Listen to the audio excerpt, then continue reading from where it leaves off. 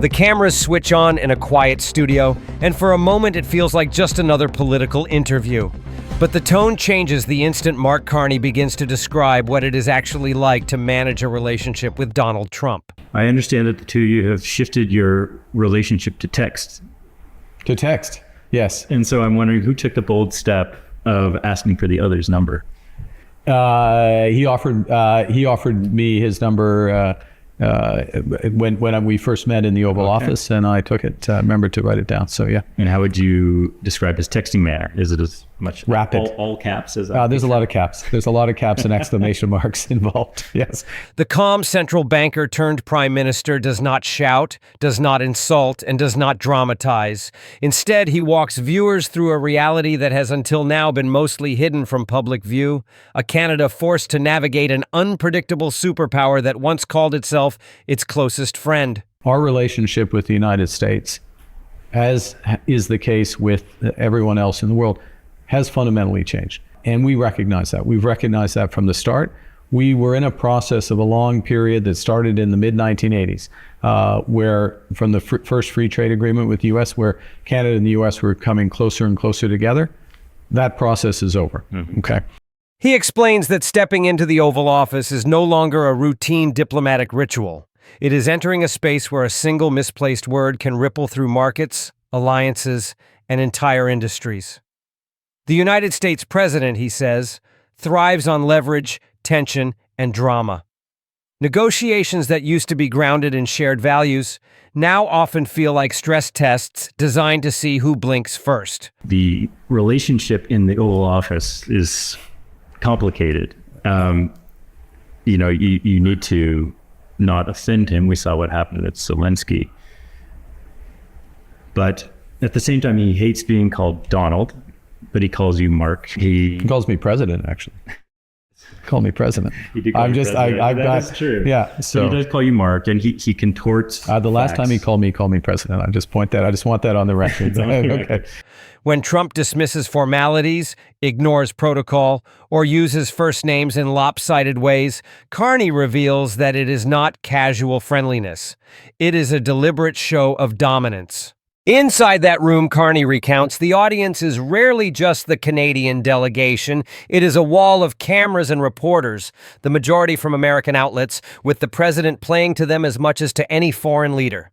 Much of the time, Trump speaks about domestic politics that have nothing to do with Canada at all. The message is clear. Even when Canada is invited into the room, it is no longer at the center of Washington's attention. The United States leader is selling a story to his base, and allies are often treated as props in that narrative rather than as partners. The most striking moment comes when Carney recalls Trump musing, almost casually, about Canada belonging inside the United States.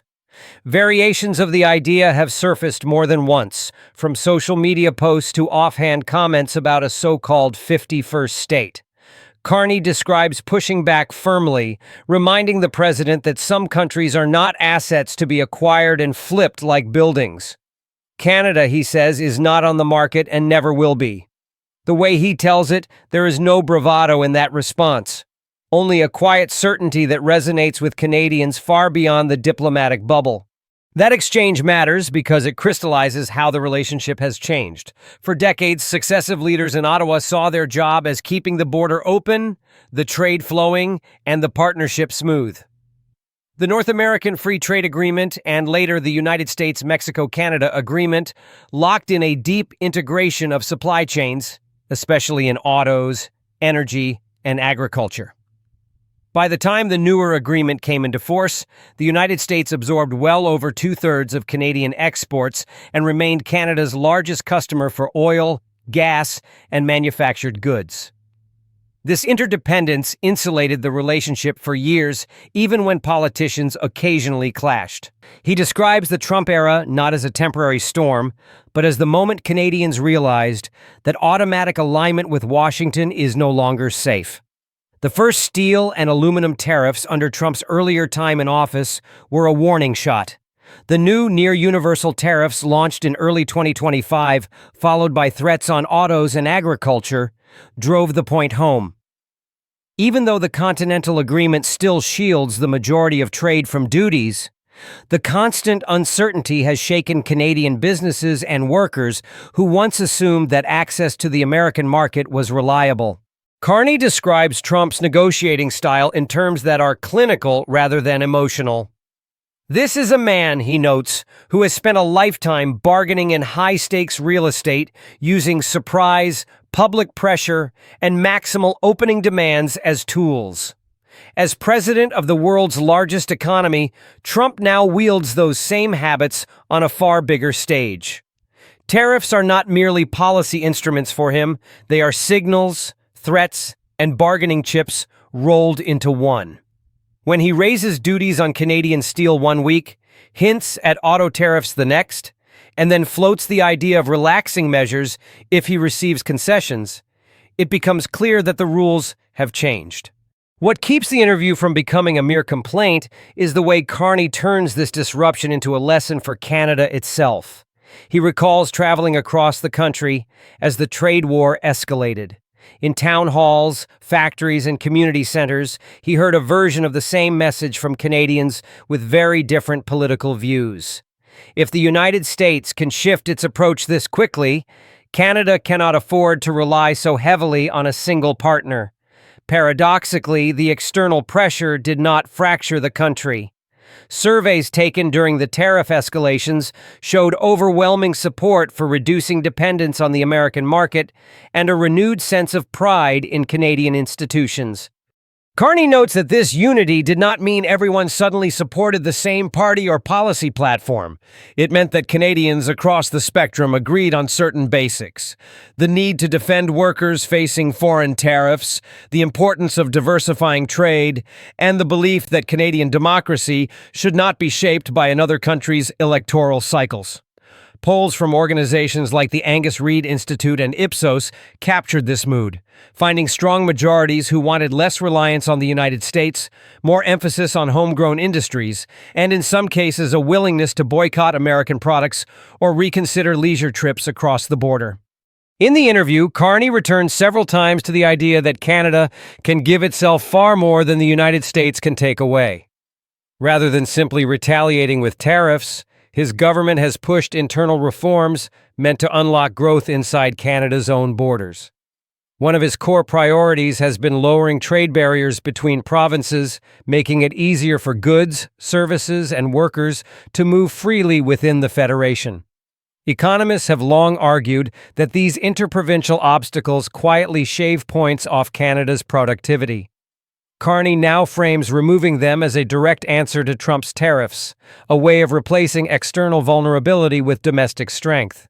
The conversation then turns to the practical realities of building that strength. Carney describes ambitious housing and transit projects in major cities, with Toronto as a recurring example. By accelerating construction of tens of thousands of homes, expanding commuter rail, and investing in cultural and digital industries, his government hopes to make Canadian cities magnets for talent and investment that might otherwise default to American hubs.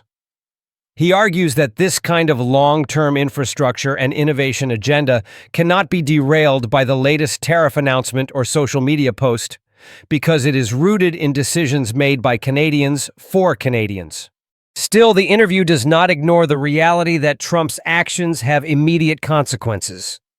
When tariffs jump from one rate to a higher one in a matter of days, factories pause hiring, exporters scramble to reroute shipments, and small businesses wonder whether contracts will still be profitable. Labor organizations have warned that tens of thousands of jobs in steel, aluminum, and autos could be at risk if the trade conflict drags on. Carney acknowledges this anxiety openly, portraying it not as collateral damage to be shrugged off, but as the urgent reason Canada must both stand firm abroad and move faster at home. One of the most human moments in the interview arrives when Carney is asked about his personal communication with Trump. He confirms that the president insisted on exchanging mobile numbers and frequently sends messages at odd hours, often filled with emphatic capital letters and strings of exclamation marks. Carney describes the experience almost like dealing with a financial market that never closes.